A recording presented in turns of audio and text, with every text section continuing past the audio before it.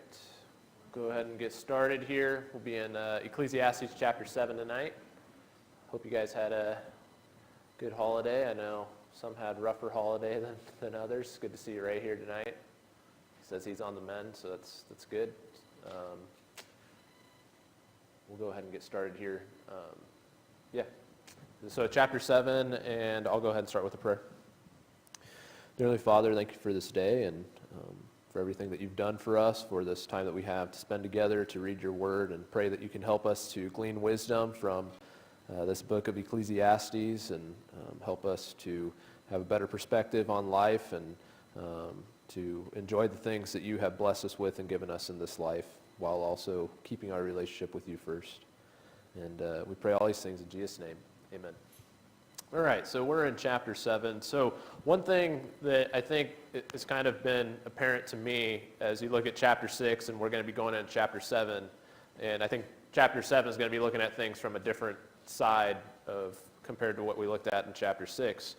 We have a tendency to kind of judge things based on, how they appear, right? That's pretty normal for us as human beings. We look at something and we make a judgment based off of what we see.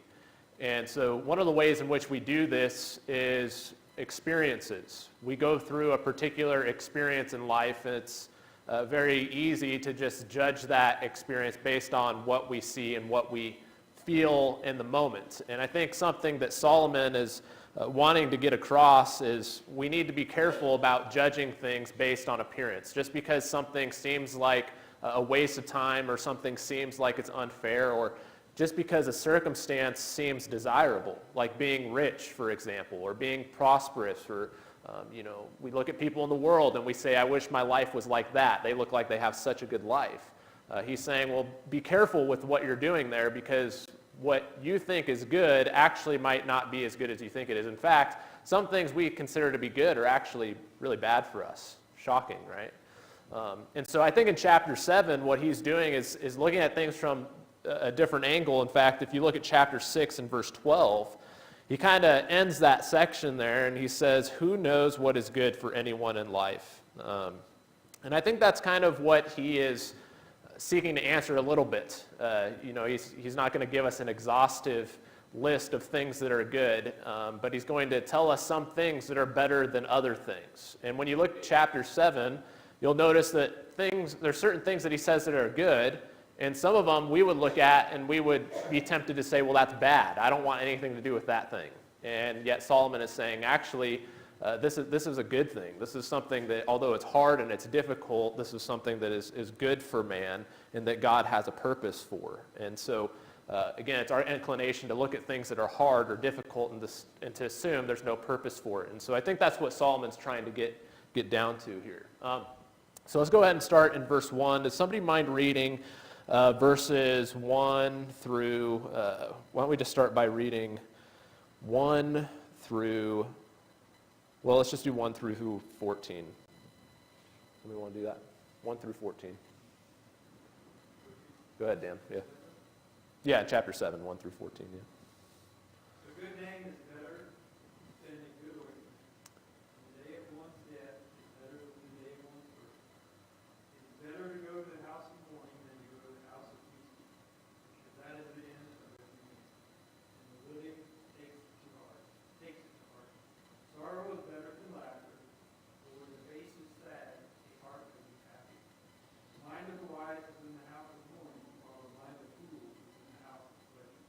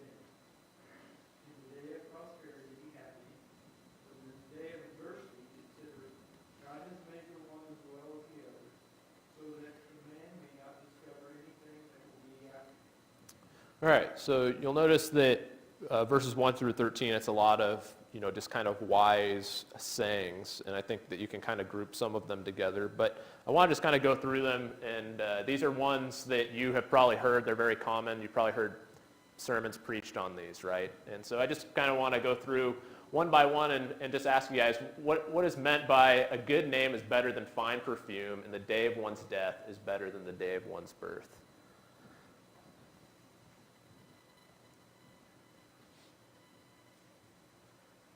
What does he mean by that?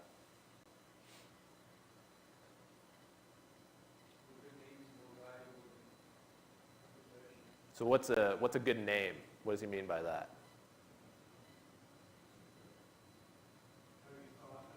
Okay. How you're thought of.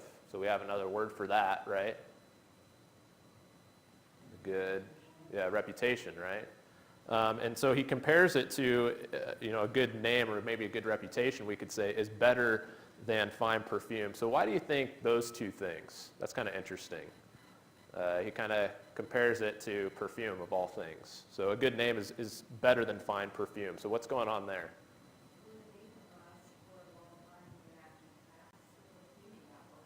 Yeah. All right, that's true. You do smell it after people pass for a little bit, right? But then eventually it evaporates and it's gone. And I think about perfume, that's talking about the external, right? That's something that we kind of put on our bodies to cover up what we don't want people, we don't want people to smell the real us, if you will. And so we cover it up with perfume. But when you're talking about a reputation, are we talking about external necessarily, or are we talking about internal? That kind of gets down more to the character of somebody, right? That what was that person's life like? And so he joins this idea of a reputation and having a good name with the day of one's death. The day of one's death is better than the day of one's birth. And I think that Janice kind of touched on that if we have good reputations and we're spending our lives, maybe we're not the most prosperous or we don't have the most glamorous life, or we're not constantly promoting our own image out there, but we just have solid, consistent character as we walk with God. We might not really see the effects of that like we sometimes would like to, but I think we all can attest that when somebody dies and they lived a good life, doesn't that continue to have effects on our world, maybe in our own life or in the family of that person's life? And so in this way, he says, a good name is better than fine perfume. Let's go to verse 2. A lot of these do revolve around this idea of death. He says, it's better to go to the house of mourning than go to the house of feasting, since that is the end of all mankind, and the living should take it to heart. So this is probably the most well-known out of this text here, as far as these sayings go. Why is it better to go to the house of mourning than to go to the house of feasting? Again, what's being compared here?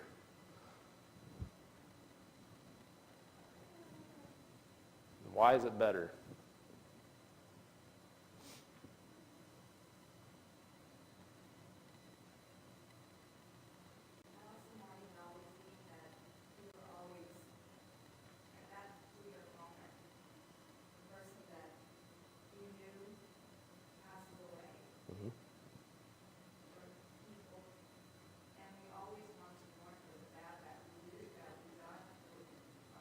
Okay, yeah.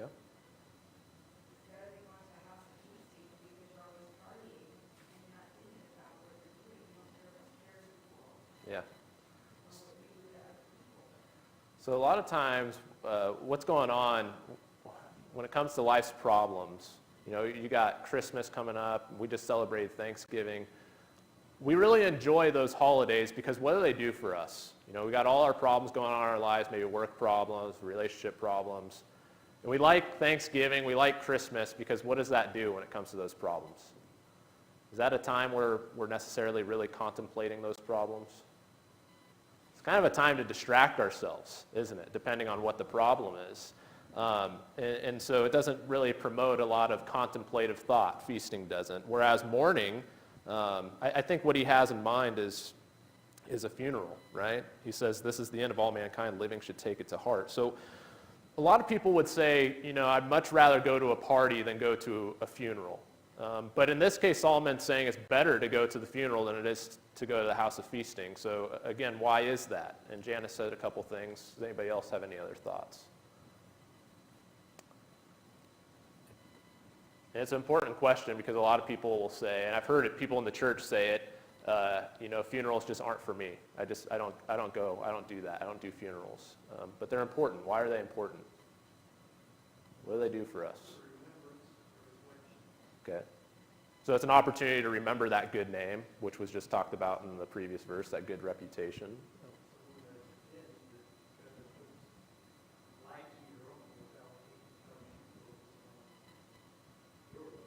Yeah. Yeah, you're not thinking about death at a party, that's for sure. Amy, you had your hand go up. Yeah.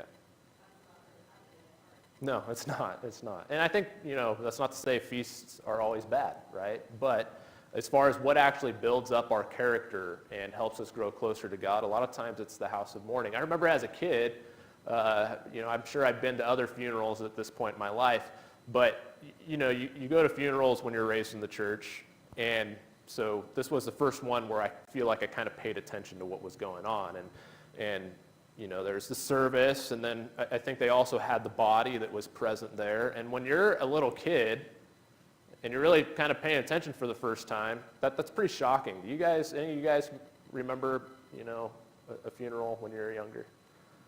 And I remember I went home and I told my mom, I said, that made me really scared,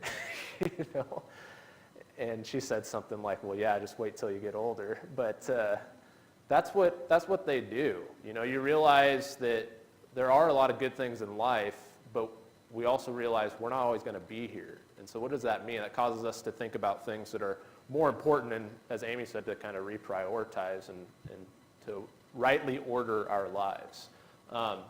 So Psalm 90 and verse 12 kind of says the same thing. Teach us to number our days carefully so that we may develop wisdom in our hearts. And you're just not going to get that until we're confronted with that reality. We kind of live in a world that's constantly trying to avoid the topic of death. But it's a reality that we need to be confronted with in a healthy way. So verse 3, sorrow is better than laughter, for by sad countenance the heart is made better. The heart of the wise is in the house of mourning, but the heart of fools is in the house of mirth. And so this one's kind of confusing to me. I don't know what your versions say. I put the King James version up there that says, for by sad countenance the heart is made better. What do your versions say there in verse 3?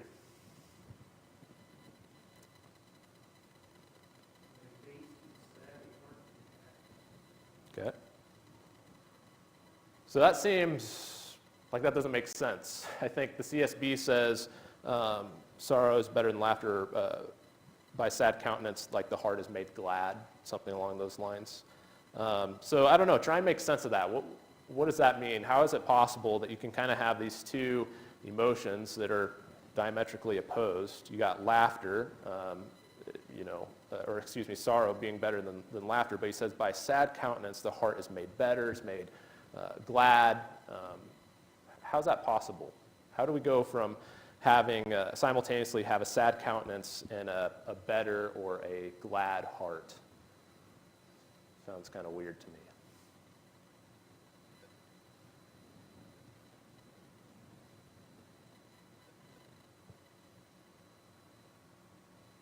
Does that make sense to you guys? No? Okay. Why? How so?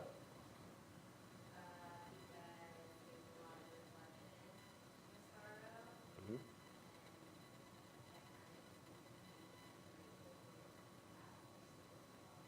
Okay. Yeah, that's a good point. It's really hard to, it wouldn't be very easy to properly enjoy good things in life unless you knew what it was like to not have those good things. Isn't that kind of true? It's kind of going through the difficulties in life that allows us to appreciate on a greater level the things that God has blessed us with. And I think that's kind of what Natalie was getting at there. That's a good point. Anybody else? I thought I saw a hand go up over here. No. Again, the King James Version, or New King James Version says, by a sad countenance the heart is made better, which is a slightly different nuance to it. That word there in the Hebrew literally just means, it means good. And so I think there's a possible way of looking at this where going through the hard times, they just build up our character, don't they? I think it's kind of apparent in my life that the people that are kind of hard to be around are those that haven't really been through a lot. Isn't that true? That you go through, or you meet somebody and you come in contact with them, and they haven't really faced real adversity. So who are the people who have generally faced the most adversity in their life, generally speaking? Who's faced the most adversity? No. Older, right? So the longer you live, the more opportunity you have for adversity. And so I think this is why we sometimes butt heads with younger people or people who are younger than us, because they just don't have the same perspective that somebody who's been through more adversity has had. But I think kind of understanding this helps us to maybe have a little more patience with people, understanding that without adversity, there is a certain level of naivety, that you just can't have a certain perspective without going through certain things in life. And so I think, again, this is what Solomon is saying, that sorrow, difficult times, they make us better. They help us to grow. So let's keep going here unless somebody has anything else. 5 and 6, it is better to listen to rebuke from a wise person than to listen to the song of fools, for like the crackling of burning thorns under the pot, so is the laughter of the fool. This too is futile. I think this one's pretty straightforward, isn't it? That how many people here really like to listen when somebody's rebuking us? How many of us really enjoy getting just a real solid rebuke? Anybody here? Yeah. No, nobody enjoys that, right? But what is the benefit of that? Well, yeah, that's right. Sometimes I need to be rebuked, and it's never fun in the process or in the middle of that, but over the long period of time, when we are rebuked, when we have a close friend tell us a hard truth, that helps us to grow and to be better. What's the alternative? What would we prefer to surround ourselves with instead? If we're being honest with ourselves. Yeah. Yeah, and there's some people that interpret this way as far as it's better to hear rebuke than to listen to the song of fools. Like the idea that's being talked about here is you have somebody that's being rebuked, and then you got somebody that's just having a ton of praise and compliments being heaped on them. And one of them feels better than the other one, doesn't it? We would much rather have the compliments, but one of them promotes growth more than the other. And a lot of times what we find is that these words are just flattery and aren't necessarily helping us to grow. And so he says in verse 6, like the crackling of burning thorns under the pot, so is the laughter of the fool. This too is futile. And so what's the picture there? What is he comparing this idea of the laughter of the fool? Why does he compare it to thorns under the pot? What do thorns do when you put them in the fire? They pop. Yep. What else?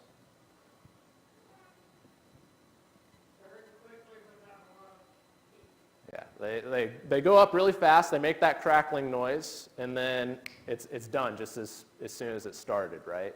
And that's kind of the laughter of fools. That it makes a lot of noise. It's there. It's fun to watch it when it goes up, but it's gone very quickly. And it doesn't have a lasting rebuke, or it doesn't have a lasting effect like a healthy rebuke has on our lives. And so, again, these are things that he says are better. That a lot of us, we look at them and we go, man, that's not something I enjoy. That's not something I look at and say is good. But in Solomon's perspective, these are things that are good, that are better for us. Surely the practice of extortion turns a wise person into a fool, and a bribe corrupts the mind. The end of a matter is better than its beginning. A patient spirit is better than a proud spirit. Don't let your spirit rush to be angry, for anger abides in the heart of fools. And so I look at this like Solomon's going on, and he's going to explain there's certain things that happen to us in life. Again, when we're going through grief, when we're dealing with sorrow, there's a certain way to approach it and to view it and to handle it in ways that aren't good. And so I kind of look at him kind of enumerating some of what those are. Somebody who's in a position of power, right? The moment that they lose control, what are they tempted to do the moment things might go wrong? What's one way we might handle that? Turn to a bad solution. In this case, he says, the practice of extortion turns a wise person into a fool, and a bribe corrupts the mind. I think he's kind of describing somebody who's trying to take problems into their own hands. Isn't that what somebody who practices extortion, or somebody who gives a bribe or accepts a bribe, they're trying to take matters into their own hands. And when we see life not going our way, we're always tempted to do that, aren't we? To kind of control the situation when we're not in control. He says, the end of a matter is better than its beginning. A patient spirit is better than a proud spirit. And so it's really easy to become impatient during times like this. I want you to see that he compares a patient spirit to a proud spirit. So how are those two things related? How is patience and pride related?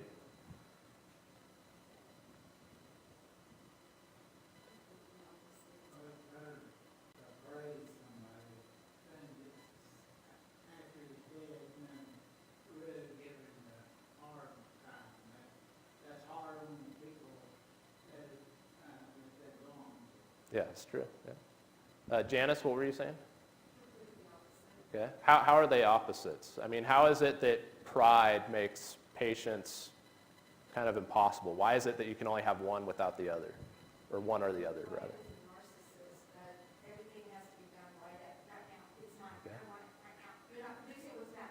Okay, all right. Okay, all right. Yeah? Yeah? What else? I think sometimes, too, when we express impatience with God and how he's working in our lives, we kind of almost border on making the assumption that we really know what's best for us. And why is God allowing this to happen to me? And this is unfair, and it shouldn't be happening like this, and I wish it would happen like this rather instead. And so this idea of patience, I think Solomon, he compares it to pride, because patience really requires a lot of humility, doesn't it? It requires us just trusting this situation that I'm in, trusting God and walking with him through it. And so another way, outworking where we might have pride and have impatience, is it will result in us having anger. And I think we've all been in situations where we kind of are tempted to lash out at God in anger, and that's really just this lack of patience, a lack of humility, and it's pride getting the better of us. So verse 10, don't say, why were the former days better than these, since it's not wise of you to ask this. This is one of the more interesting ones to me. So I think when we're going through difficulties, while we've talked about it's tempting to get impatient, to become angry, to kind of take matters into our own hands, what's Solomon touching on here when things aren't going our way? What are we tempted to do? To look back, right? To look at our past. And so he says, why were the former days better than these? We have a word, I think, that describes what this person is doing in this verse. What's that word? Starts with an N. Nostalgia, right?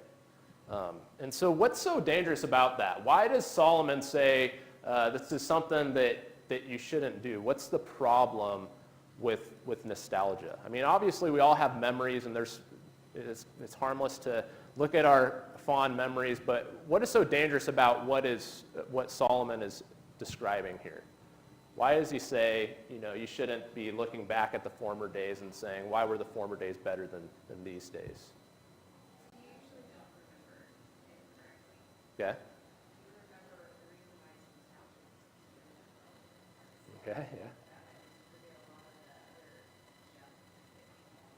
Right. So that's all you're remembering. We really learn when we struggle. Mm-hmm. And all you're remembering is all the good stuff. Yeah, exactly. Yeah, we don't always have the most accurate depiction of our past, do we? Amy, what were you going to say?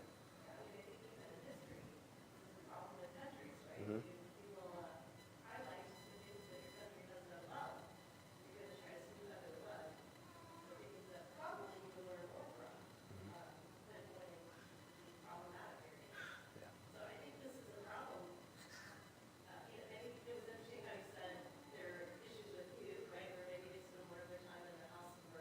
Yeah.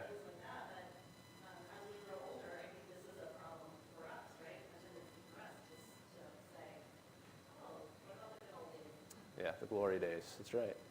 Anybody else? Well, there's nothing you can do to change what happened in the past year. Just, what it highlights here is just really a distraction from changing anything in the present. Mm-hmm. Yeah, a lot of times it'll just result in moping, basically. And you can't take the past and bring it to the present. It doesn't really solve any of our issues. Like you said, it's just this distraction. Do you think that nostalgia is something that is prevalent in our modern times? I mean, obviously, Solomon's talking about it thousands of years ago, so it was a problem back then. But do you think this is something that might especially be prevalent for us today? And if so, why? Or why not?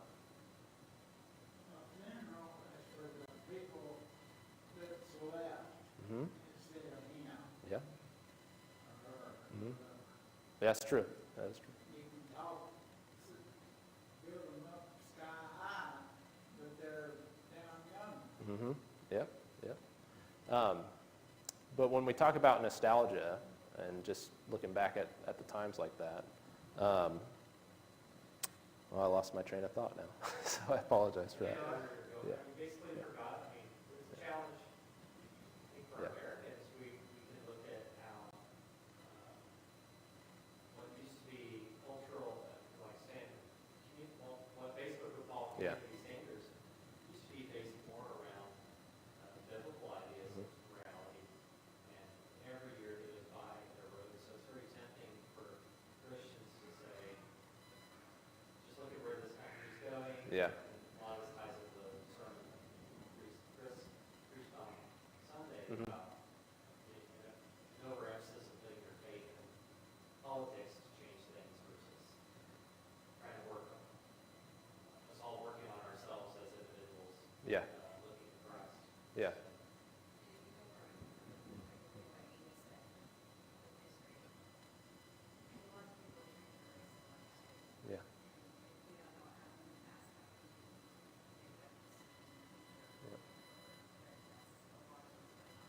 Yeah. Yeah, for sure. And we're trying to change that. What about on a personal level?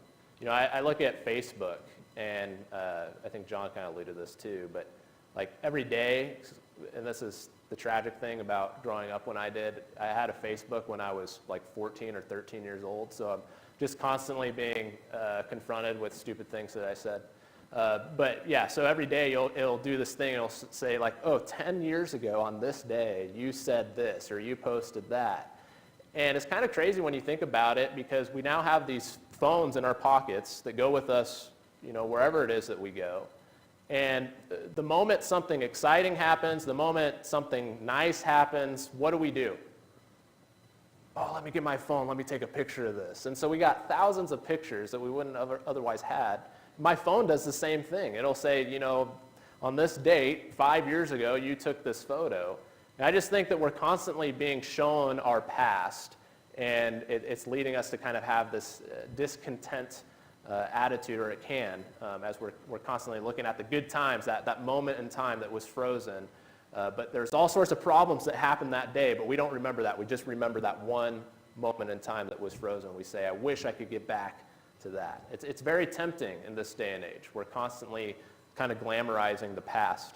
Go ahead, Andy. Yeah. What I hear you saying is, back in the good old days, they handled nostalgia much better than we do today. Yeah, that's exactly what I'm saying. We need to be like them. No. So can you think about anybody in the Bible that, or any stories in the Bible where people were looking back and kind of mischaracterizing the past or misremembering the past? Okay, yeah, that's the big one, right? So, yeah, I have that one written down in Exodus 16 and verse 3. This is after they escape the Egyptians. They say, the Israelites said to them, if only we had died by the Lord's hand in the land of Egypt, when we sat by pots of meat and ate all the bread we wanted. Instead, you brought us into the wilderness to make this whole assembly die of hunger.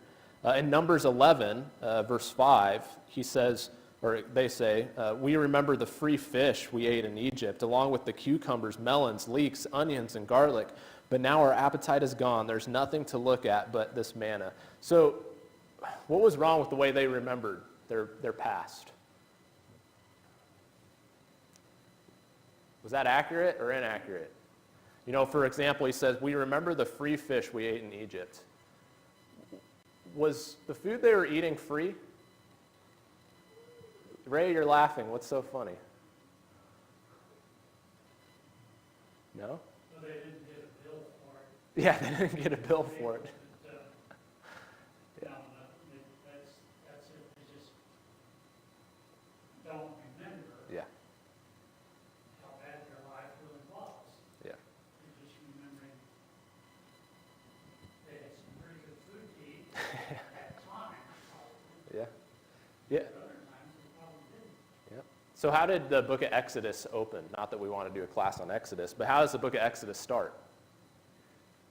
It starts with them crying out to God because of how harsh the slavery is, because their children are being ripped from their hands. This is just one example of many, right? That as a people, we tend to look back and we tend to mischaracterize, misremember the past. And so I think the Israelites are an example of that, escaping from Egypt. Let's continue on here in Ecclesiastes 7, verses 11 through 13. Wisdom is as good as an inheritance and advantage to those who see the sun, because wisdom is protection as silver is protection, but the advantage of knowledge is that wisdom preserves the life of its owner. I think when you look at those things, really all of them that we just talked about, a lot of them promote wisdom. They're talking about wisdom. And he's kind of making this final defense about the value of wisdom. And I think one of the ways we get wisdom, especially when we're going through difficulties, the key is in verse 13, consider the work of God, for who can straighten out what he has made crooked. I think that's the idea, is that when we're going through these difficult times, what is it that he's telling us to do? What's the key word there? Is it to try and fix it? Is it to try and take what God has made, and perhaps he's made something crooked, and we're going to come up and we're going to straighten it out? Is that what we're supposed to do? What does he tell us to do? Maybe that's what we would like to do sometimes, but can we even do that? No, we can't. What's the only thing we can do? Consider, right? That's what he says, to consider. When we go through these difficult times, they're for us to consider, and I think that's how we develop this wisdom. Rather than just throwing our hands up, there's no purpose for this, I don't see the point in it, Solomon calls us to consider. And so he re-emphasizes that in verse 14, and he says, in the days of prosperity, be joyful. In the day of adversity, consider. God has made the one as well as the other, so that no one can discover anything that will come after him. And so that goes back to what he said a few chapters back about how God has made everything beautiful in its time, right? The idea there is that God is behind the scenes, that he set up the world in a certain way, that he's in control, that he might not necessarily cause your situation, but that doesn't mean that he doesn't have a purpose for the situation that you're in. And so, does God have a purpose for prosperity, according to this verse? What are we to do in prosperous times? What does he say? Be joyful, right? Accept it. Enjoy it. And try not to fret over all the other things that we wish we had, but to just enjoy what we have been blessed with. But at the same time, does God have a purpose for adversity, according to this verse? Yeah, he does. So when adverse times, again, what does he tell us to do? Consider, right? Think. You know, what can come out of this? What good can come out of this? How can I grow? What am I learning about myself? What am I learning about God? What am I learning about life that will help me grow closer to him? He says God has made the one as well as the other, so no one can discover anything that will come after him. You know, the alternative is we can try and guess, right? We can try and play the guessing game. We can try and take control and try and fix things ourselves, but we'll just realize that we're really not capable of that. And so we got to just learn to trust and follow God in our situation, whether it be prosperous or whether it be adversity. And so this kind of goes into a new section here, and I just kind of outlined it briefly, but I'll go ahead and read it, and we'll pick up in verse 15. And I'll just read that. He says, in my feudal life, I've seen everything. Someone righteous perishes in spite of his righteousness. Someone wicked lives long in spite of his evil. Don't be excessively righteous and don't be overly wise. Why should you destroy yourself? Don't be excessively wicked and don't be foolish. Why should you die before your time? It is good that you grasp the one and do not let the other slip from your hand, for the one who fears God will end up with both of them. Wisdom makes the wise person stronger than 10 rulers of a city. There is certainly no one righteous on the earth who does good and never sins. Don't pay attention to everything people say, or you may hear your servant cursing you. For in your heart you know that many times you yourself have cursed others. I've tested all this by wisdom. I resolved I will be wise, but it was beyond me. What exists is beyond reach and very deep. Who can discover it? I turned my thoughts to know, explore, and examine wisdom and an explanation for things, and to know that wickedness is stupidity and folly is madness. And I find more bitter than death the woman who is a trap, her heart a net, and her hands chains. The one who pleases God will escape her, but the sinner will be captured by her. Look, says the teacher, I have discovered this by adding one thing to another to find out the explanation, which my soul continually searches for but does not find. I found one person in 1,000, but none of those was a woman. Only see this, I have discovered that God made people upright, but they pursued many schemes. So I want to go back and look at verse 15. He says, in my vain or futile life, I've seen everything. Someone righteous perishes in spite of his righteousness, and someone wicked lives long in spite of his evil. And he brings out something I think we all recognize from time to time, that we see certain people, and a lot of times it's us that we're comparing others to, right? We see somebody get something that we feel they don't deserve, and we feel like we're getting less than what we deserve. It's very easy to do that and to play that game. But I think, again, as you look at what Solomon's doing here, I think he wants us to consider that there's more going on than what we see. And so there's a lot of assumptions that are made when we look at somebody and say, you know, they're getting less than what they deserve, or when we look at somebody and say they're getting more than what they deserve. And I think one thing that it fails to take into account is man's internal character. You know, when we talk about what somebody deserves versus what they don't deserve, what are we judging? I mean, we're judging everything about that person. We're judging their inner life, and not only necessarily condemning somebody, but we're also making an assumption that we know that this person that appears to be good actually is good. Sometimes we make the assumption about ourselves that, you know, I'm really good and I think I got it figured out. And so I think the first thing he kind of goes into is this idea that we kind of have a tendency to view ourselves inaccurately at times. And so in verse 16, yeah. Honesty is the most important thing. Mhm. Just tell the truth and let it go at that. Yep, that's a good principle for sure. But verse 16, he says, don't be excessively righteous and don't be overly wise. Why should you destroy yourself? Don't be excessively wicked and don't be foolish. Why should you die before your time? And so what does that mean, to not be excessively righteous or overly wise? Is he saying, you know, don't do too many good things? Is that really what he's getting at? Was Jesus overly righteous? Was he overly wise? No, of course not, right? So what does it mean to be overly righteous or overly wise? Yeah. Yep. Anybody else? Kind of self-righteous, right? You know, Solomon in Proverbs talks about being wise in our own eyes. It's very easy when we're growing closer to God to kind of view ourselves like we got it all figured out. And I think that's sometimes what we're doing when we consider somebody getting more than what they deserve, and that should be going to me. Well, who am I to say that I deserve something, right? You know, you go on and you read what he says in verse 19 and 20. He kind of gives us this proverb that wisdom makes the wise person stronger than 10 rulers of a city. But then in verse 20, he says, there is certainly no one righteous on the earth who does good and never sins. And so do you think being wise means being sinless? No, right? But do you think sometimes we trick ourselves into thinking that? We think I'm wise and therefore I'm sinless? I mean, if we're not careful, it can become that. I think what Solomon is saying is that that's not what wisdom is. Really, what wisdom is having this accurate view of who we are and understanding that nobody is without sin, and that includes myself especially. And so you notice in verse 21, he says, don't pay attention to everything people say, or you may hear your servant cursing you. Anybody ever say something, or maybe you overheard it, Or maybe it was said behind your back and it got back to you. And how did that make you feel when you heard it? Not good, right? None of us enjoy that. Somebody's cursing us, they're talking bad about us. But what is the thing that we forget about when we're judging somebody for talking behind our backs and saying something bad about us? What do we forget about concerning ourselves? Yeah. Yeah. How would you like for somebody to really run you down here and there in the coffin? Just run you down terrible and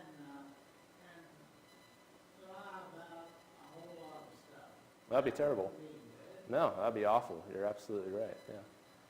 But when we hear people talking about us, I think what he's getting at here, you notice in verse 22, he says, in your heart you know that many times you yourself have cursed others.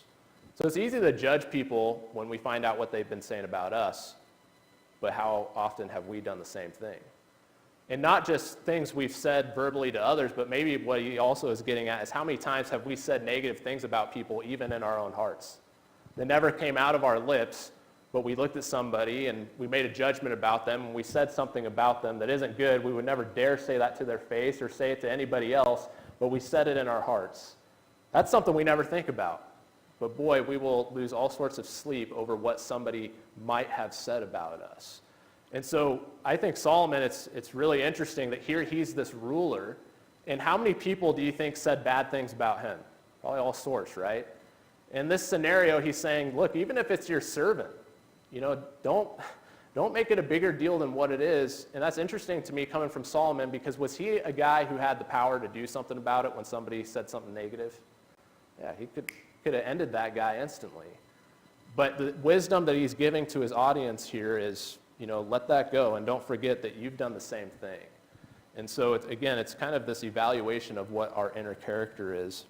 And I think he goes on to say that wisdom is incredibly rare. He talks about how he set out to find wisdom. He said, I'll be wise. And yet, what did he find in his pursuit of wisdom?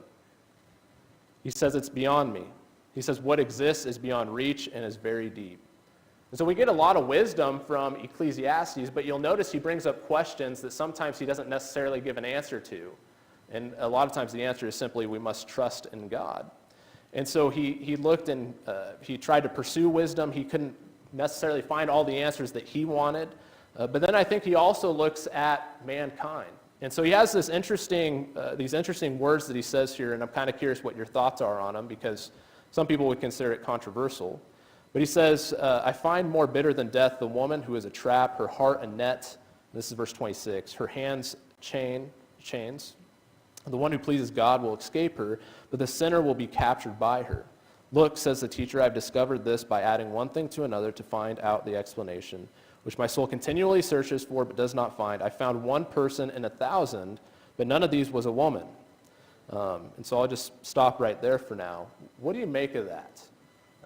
What does that mean, so that I don't get myself in trouble? Tell me what that means when he says that he has found 1 in 1,000, but not one of these was a woman. What's he getting at there? Yeah. You're not going to say anything? Okay, yeah. I was curious, anybody else have any thoughts? The only thing I can think of that my grandma used to say to me, she says, a doll is, I'm going to use it as a weapon, empty-headed playthings. All right, I didn't say that, so just for the record. Yeah. Because a lot of people, a lot of women in the world, from what I have to do with the way they behave, are not thinking about what the consequences in their actions can do to hurt other people. Okay. Anybody else?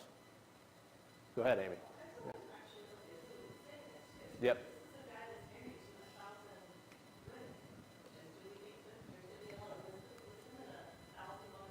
Probably not.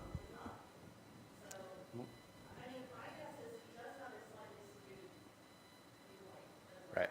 Yeah, this isn't a universality. This is Solomon saying that he surveyed people, and this is what he found. And I think what Amy says is especially true. When you look at the type of women Solomon was marrying, who was he marrying? Well, he was making deals with the Egyptian king. These people were idolatrous. He was building places of worship for them. So yeah, this is what you would expect. But in either case, I think the main point is he's just saying wisdom is incredibly rare. He had a hard time finding it himself, and he had a hard time finding upright individuals, whether they were men or women, period. And finally, he says in verse 29, and we'll wrap up here because there's people waiting outside. He says, I've discovered that God made people upright, but they pursued many schemes. And so there's a lot that was said there, and I know we kind of blasted through it and didn't get to do a lot of it in depth. But I think when we're talking about, number one, external circumstances where we're going through difficulties, we got to be careful not to judge those circumstances and just say, well, it's pointless, it's purposeless. But then I think also, when I read this, we got to be careful in judging people and, judging people based off of what they deserve, what they don't deserve, and understanding that, listen, I'm a sinner too, and everybody you look at is a sinner. And I think this kind of helps us when we're talking about, God's divine providence. Who are we to say what is fair and unfair? It's only God who knows a person and what they're going through and what's in their hearts. And so I think that's one thing that he kind of gives us to think about, and he'll give us more to think about along those lines in chapter 8. So we'll go ahead and wrap up there and let people in. Thank you.